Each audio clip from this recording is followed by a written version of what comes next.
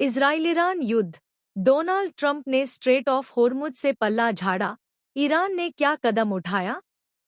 नमस्कार दोस्तों, आज हम बात कर रहे हैं मध्य पूर्व के सबसे बड़े संकट की। 2026 का यह युद्ध अब तेल की धमनियों पर आ गया है। अमेरिकी राष्ट्रपति डोनाल्ड ट्रंप ने स्ट्रेट ऑफ होर्मुज को खुलवाने में पूरी तरह नाकाम रहने के बाद अपना रुख बदल लिया है। उन्होंने साफ कहा है, अमेरिका को वहां से तेल नहीं चाहिए। जिन देशों का तेल होर्मुज से गुजरता है, वे खुद इसकी चिंता करें। ट्रंप ने अपने सहयोगी देशों से कहा, हिम्मत है तो स्ट्रेट जाकर खुद ले लो, हम नहीं लड़ेंगे। यह बदलाव ईरान के कड़े तेवर की वजह से आया है। ईरान ने युद्ध के दौरान होर्मुज स्ट्रेट को लगभग बंद कर दिया।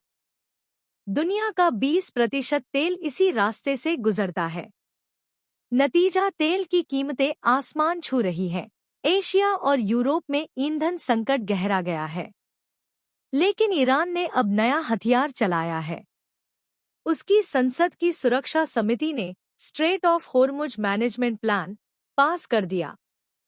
इसमें जहाजों पर टोल टैक्स लगाने का प्रस्ताव है, कुछ मामलों में प्रति टैंकर $20 लाख तक।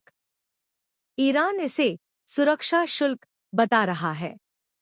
IRGC ने पहले ही कुछ टैंकरों से पैसे वसूले हैं और सुरक्षित गलियारा खोल रखा है, लेकिन सिर्फ उन देशों के लिए जो ईरान की शर्तें माने। अब सवाल यह है कि होर्मुज के रास्ते तेल लेने वाले देशों ने क्या किया। 2 अप्रैल 2026 को ब्रिटेन की विदेश मंत्री यवेटे कूपर ने 40 से ज्यादा देशों की वर्चुअल मीटिंग की अध्यक्षता की। इसमें Britain, France, Germany, Italy, Canada, Japan, संयुक्त अरब अमीरात, भारत, चीन, दक्षिण कोरिया और कई गल्फ देश शामिल थे।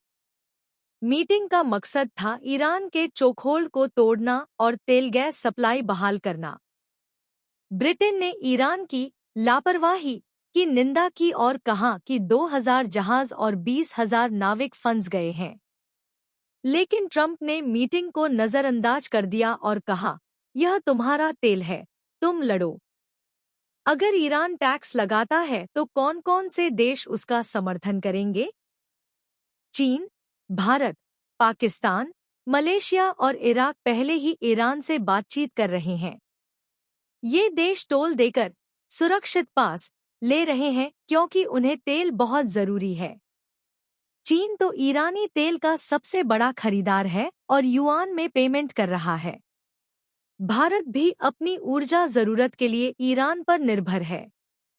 ये देश खुले समर्थन नहीं करेंगे, लेकिन चुपचाप टैक्स देकर ईरान को मजबूत करेंगे। वहीं यूरोपीय देश और जापान मीटिंग में विरोध कर रहे हैं क्योंकि उनके लिए यह नया खर्च और आपूर्ति संकट है।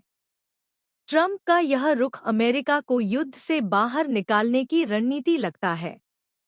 उन्होंने कहा, हमने कठिन काम कर दिया, अब बाकी तुम संभालो। लेकिन विशेषज्ञ चेतावते हैं, अगर होर्मुज खुला नहीं तो वैश्विक मंदी आ सकती है। ईरान का टैक्स प्लान उसे 700 से 800 अरब डॉलर सालाना का फायदा दे सकता है।